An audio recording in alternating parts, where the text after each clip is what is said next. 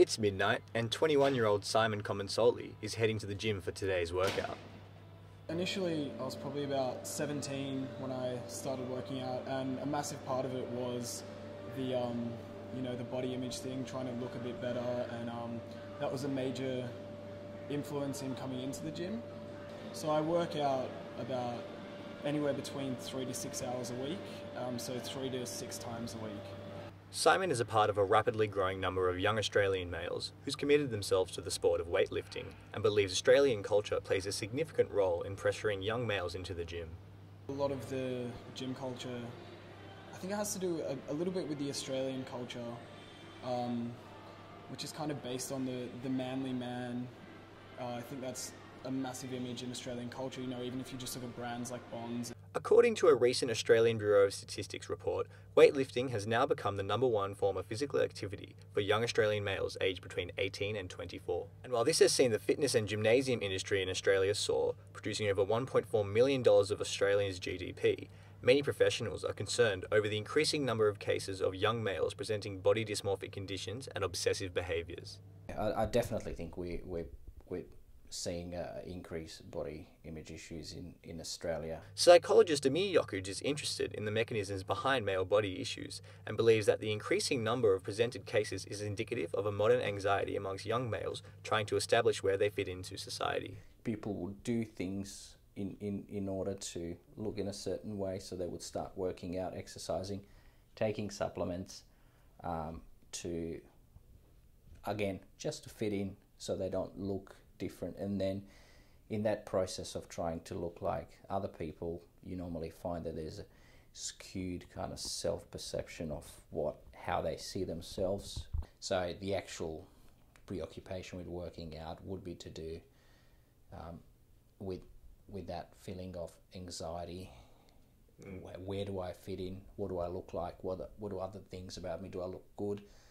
I think I've lost a kilo. I need to put it on. My arms look bigger yesterday than today. That kind of thing.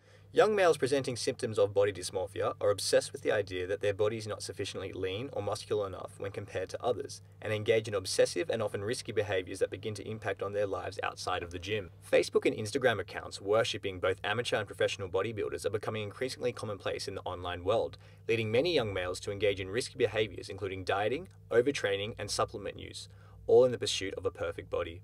I do take supplements, but not often, so I try and stay as, inverted commas, as natural as possible. After a workout, I'll have, a scoop of just standard WPI protein or a lean mass gainer. The sports supplements industry in Australia has been strong over recent years, with projections of a further 5% growth this year. However, this industry, in conjunction with the growing gym culture, is a concern for former Australian athlete and head of physical education at the International Grammar School, Brian Downton. We're seeing supplement shops pop up like never before. We're seeing sponsorship from supplement companies popping up a lot more. So there's a lot more involvement, subtle involvement from these sort of, supplement companies. That's part of it that then propagates that you've got that side. And then that links in well with the gym culture. A lot of the supplements that you're taking or that people are advocating that they take, they're not really proven or to do anything. As a former professional athlete, Mr. Downton sympathises with the culture surrounding fitness and physical betterment, however believes that many young Australian males are beginning to exhibit unhealthy relations to exercise. The proportion of people who are perhaps bordering on that unhealthy or becoming too fixated, that's certainly probably increased in males. If your identity is very much linked to that and you're constantly striving to be lower body fat, bigger, where does that lead to? However, Simon insists it's a passion. I love it, I've grown to love it. It's something that is a massive commitment, so if I didn't love working out, I wouldn't be doing it.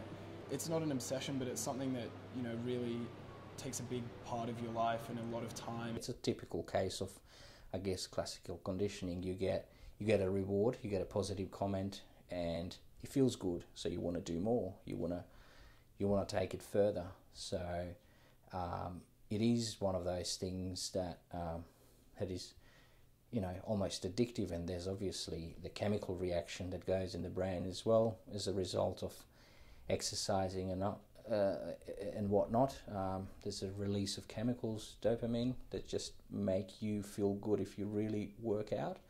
So there's direct biological feel-good thing, and there's obviously the social aspect where you get rewarded and praised, and they both work with, I guess, with one another for you to work out for the sake of work out and getting bigger. There's no visible goal. It's just doing it mechanically, and that's one of those things that can lead to this generally sort of dysfunction in everyday functioning because people become obsessed with it. Though Simon is assured he is in control. I wouldn't call it an unhealthy fixation, but it is definitely, it's something that's quite habitual, and there's the famous quote that once you're happy with your body, the fight's over. So there's always something, you can work on, whether it's like your legs or calves or something like that. George Vlodis, UTS News.